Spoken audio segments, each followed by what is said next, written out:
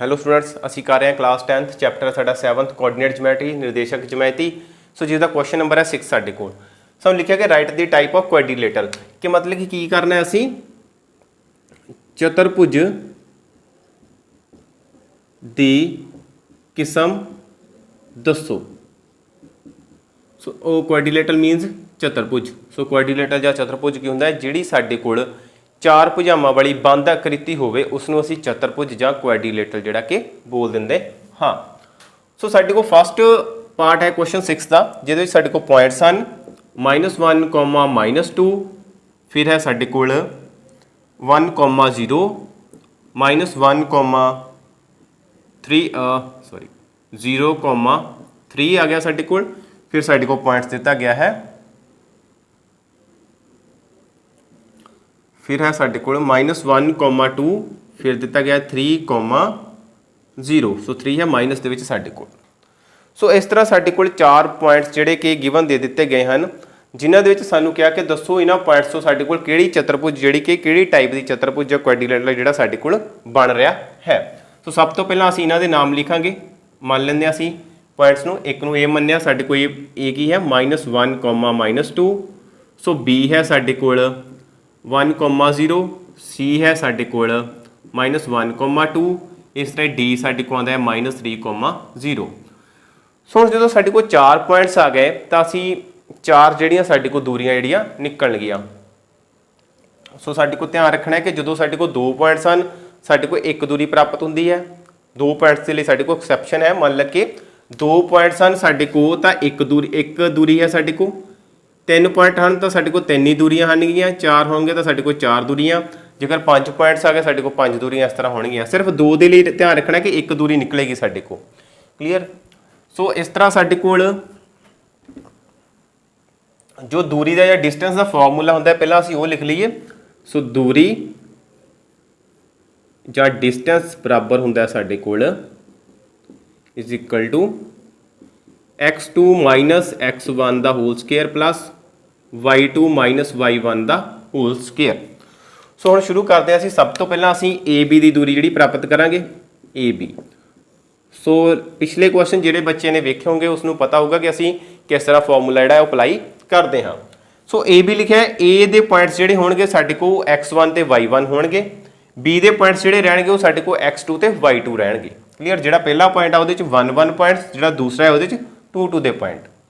सो करना की है इस पॉइंट दे विचों B दे विचों असीं पहले दे पॉइंट जिहड़े वो माइनस जां सबट्रैक्ट करके जिहड़े कि चलणे हन। सो असीं लिखांगे 1 माइनस ये वाला 1 फॉर्मूले च माइनस है देखो साडे कोल। सो जो असीं माइनस वाली वैल्यू नूं माइनस करांगे तो साडे कोल हो गया प्लस। इहदा आ गया साडे कोल 1 + 1 दा होल स्केयर प्लस फिर 0 - 2। सो -2 है साडे कोल हो गया प्लस ये आ गया साडे कोल। सो साडे कोल AB कितना बनता है देखते हैं। 1 + 1 2 हो गया 2 दा स्क्वेयर प्लस 0 + 2 2 2 दा स्क्वेयर साडे कोल आ गया 2 दा वर्ग करो 4 फिर 2 दा स्क्वेयर किया 4 साडे कोल आ गया ये बन गया 8। सो 8 नूं लिखते हैं असीं साडे कोल आएगा 4 × 2 4 2 दा 8 हुंदा ना साडे कोल। हुण देखो कोई संख्या किहड़ी है जिहनूं 2 बारी गुणा करके 4 आ जाए 2। सो इहदा मतलब 4 दा वर्गमूल साडे कोल आ गया 2। 4 दा वर्गमूल चों बाहर लिख लिया असीं। ठीक है। सो वर्गमूल जां रूट दे विच साडे कोल बच गया 2। सो इहदा आंसर आ गया 2√2 यूनिट्स। सो एक साइड साडे कोल जिहड़ी वो आ जाती है। फिर असीं प्राप्त करांगे अपना BC। सो BC दे विच साडे कोल होएगा C दे पॉइंट चों B दे पॉइंट माइनस होणगे -1 - 1 square plus 2 - 0 is equal to आ गया साडे को minus minus plus sign minus -2 दा होल स्केयर। दोवें संख्यावां माइनस वालियां साडे को प्लस हो गया साइन माइनस का रहेगा 2 - 0 2 स्केयर। सो माइनस का स्केयर करोगे पॉजिटिव आ जाएगा साडे को। सो ये भी साडे को 4 + 4 आ गया √8 आ गया। सो साडे को ये भी बन जाएगा 2√2 यूनिट्स। फिर साडे को आ गया CD। ठीक है। जी क्वाड्रिलेटरल होएगी साडे को ध्यान दिओ कि इस तरह एक क्वाड्रिलेटरल कोई भी बन रही होगी ABCD। ये साडे को चार पॉइंट्स होणगे। सो AB असीं फाइंड कर लई BC भी फाइंड कर ली असीं। सो ध्यान दिओ कि ये दोवें साडे को बराबर आ गईਆਂ। पहलां तां ये दोवें बराबर आ गईਆਂ। सो क्वाड्रिलेटरल असीं वैसे बना लिया। सानूं नहीं पता क्वाड्रिलेटरल किस तरह का बनेगा। उदों तक नहीं पता ਜਦੋਂ तक साडे को साइड नहीं आ रही। ठीक है।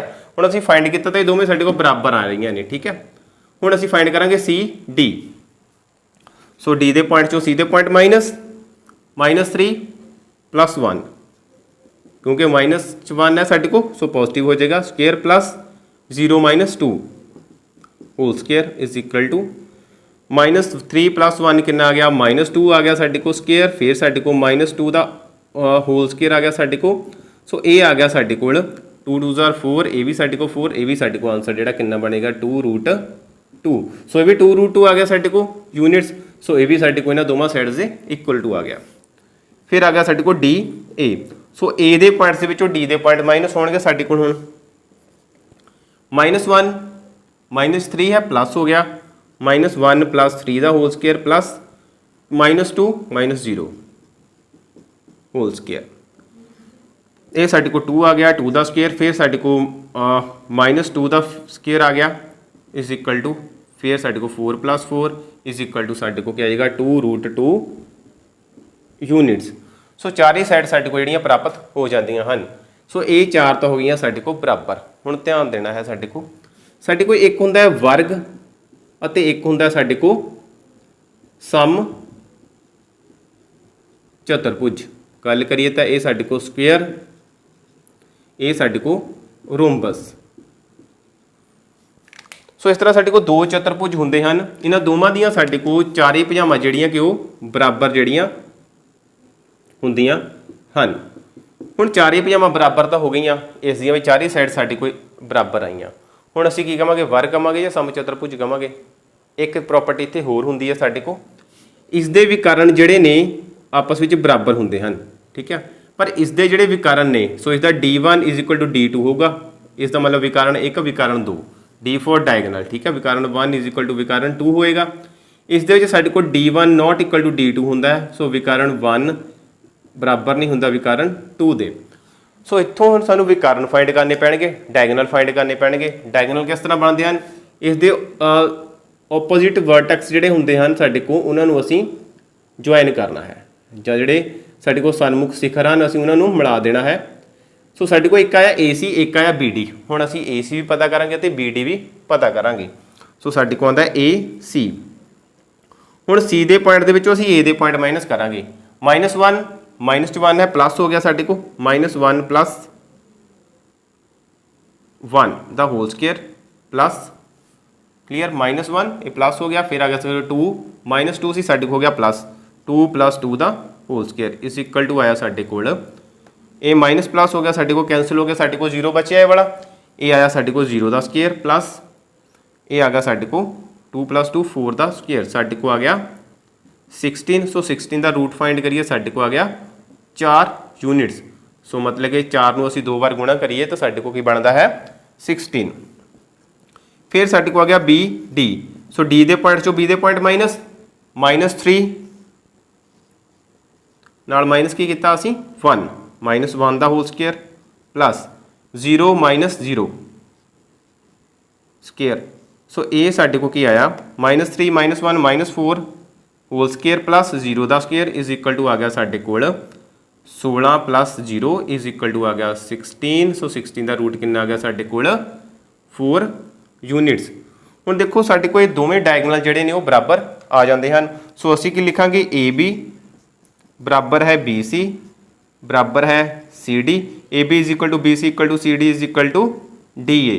एक तो साडे को ये हो गया, दूसरे जो साडे को आंदा है AC = BD। सो डायगोनल बराबर आ गए साडे को। हुण ध्यान दिओ कि डायगोनल किस च बराबर हुंदे हन स्केयर दे विच, इसलिए दिते हुए पॉइंट्स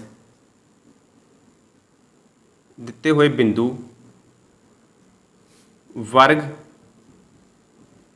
बना रहे हैं। So therefore given points makes the quadrilateral